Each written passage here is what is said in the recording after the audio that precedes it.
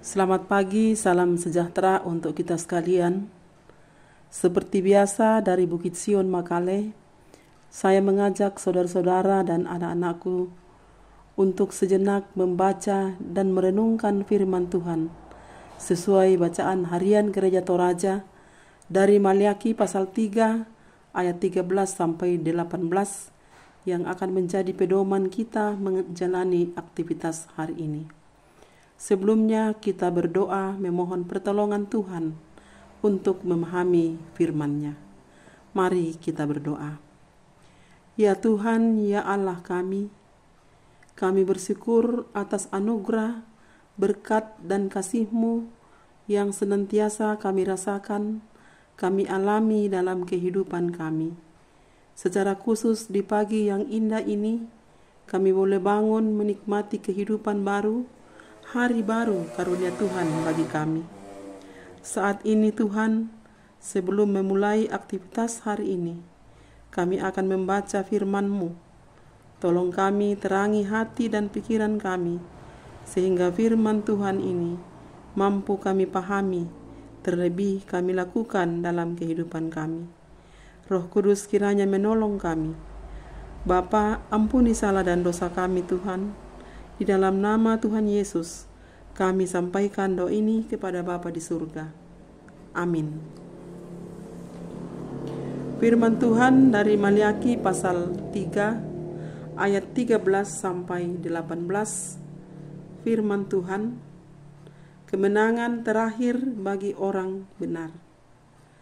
Kata-katamu sangat kasar terhadap aku, firman Tuhan.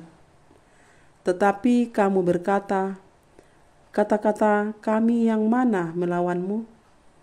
Kamu berkata, sia-sialah beribadah kepada Allah.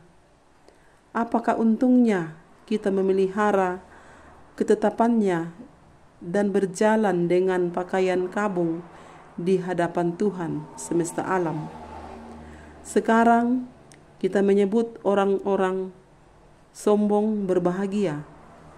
Orang yang berbuat fasik itu bukan saja beruntung, tetapi juga luput meskipun mereka mencobai Allah.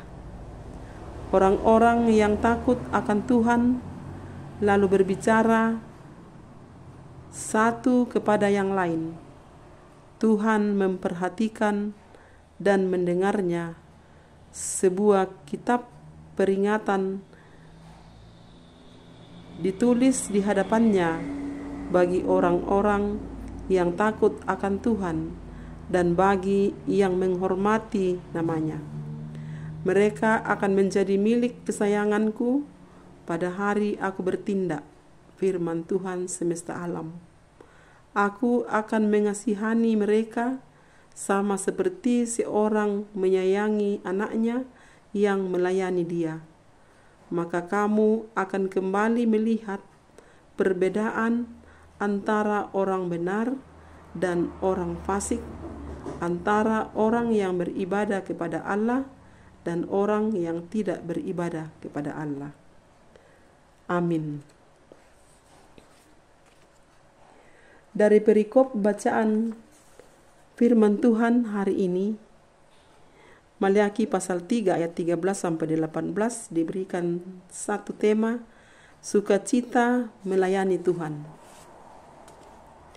Bapak Ibu serta anak-anak yang terkasih dalam Kristus, di kalangan orang Israel ada yang menganggap sia-sia beribadah kepada Tuhan. Mereka mengkritik Tuhan karena merasa tidak untung jika beribadah kepada Tuhan. Tuhan berkata, kata-katamu sangat kasar terhadap aku. Mereka sangat menginginkan keuntungan langsung.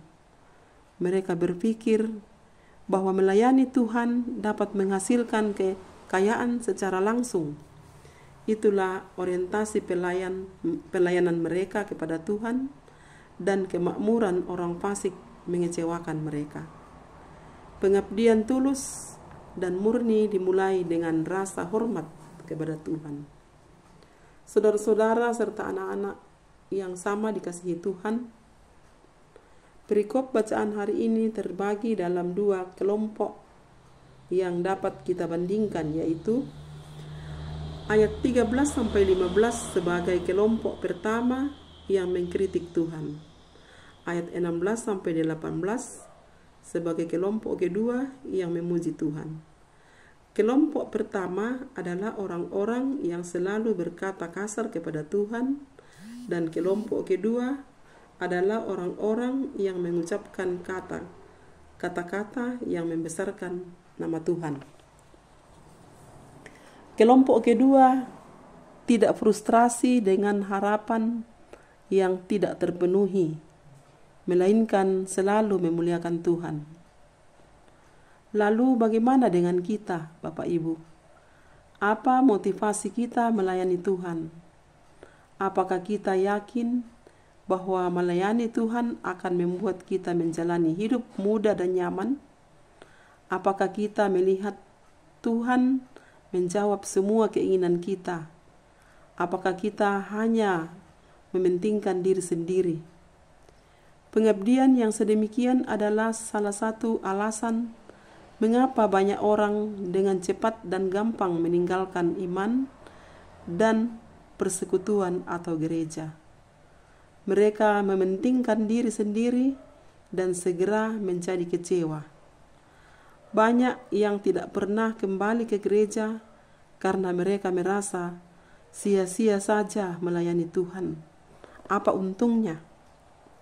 Tetapi sebaliknya, jika motivasi kita melayani Tuhan adalah untuk menyatakan kasih dan kemuliaan Allah, kita akan hormat kepada Allah dan beribadah kepada Tuhan dengan sukacita. Tuhan tidak memanggil pelayan upahan, tetapi memanggil para pelayan sebagai hamba. Sebagai pelayan Tuhan, kita tidak tawar-menawar tentang pelayanan kita. Sebaliknya, pelayanan kita di bawah otoritas Tuhan, dan Dialah yang memelihara hidup kita. Oleh sebab itu, mari kita terus melayani dengan penuh ketulusan, dengan tidak perlu tawar-menawar. Bukankah Kristus datang ke dunia dan telah mengorbankan darahnya, bahkan nyawanya sekalipun, demi keselamatan kita umatnya yang percaya kepadanya? Mari kita melayani dengan sungguh, karena Kristus sudah lebih dahulu melayani dan mengasihi kita. Kita melayani sebagai wujud ungkapan syukur kepada Tuhan. Terpujilah Kristus, Sang Pemberi hidup ini. Amin.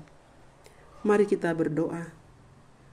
Tuhan, kami sungguh bersyukur atas waktu dan kesempatan yang Tuhan berikan untuk bersekutu dengan Tuhan.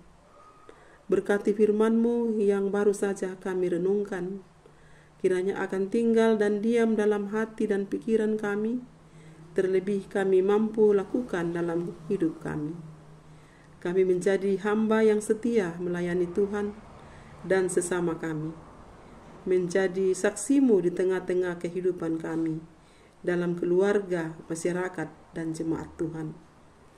Berdoa buat saudara-saudara kami yang bergumul karena berbagai persoalan kehidupan. Kiranya Roh Kudus yang akan memberi kemampuan dan kekuatan sehingga mampu melewati masa-masa pergumulan mereka. Berdoa buat anak-anak kami, Tuhan beri kesehatan dan sukacita menjalani kehidupan mereka, dan biarlah bertumbuh di dalam cinta kasih dan kuasa Tuhan. Bapa, ini doa kami Tuhan. Inilah kami Tuhan, pakai kami seturut kehendak-Mu. Ampuni salah dan dosa kami Tuhan. Terima kami yang bermohon, di dalam nama Tuhan Yesus, kami sampaikan doa ini kepada Bapa di surga. Amin. Demikian renungan firman Tuhan hari ini. Selamat beraktivitas, Tuhan Yesus memberkati.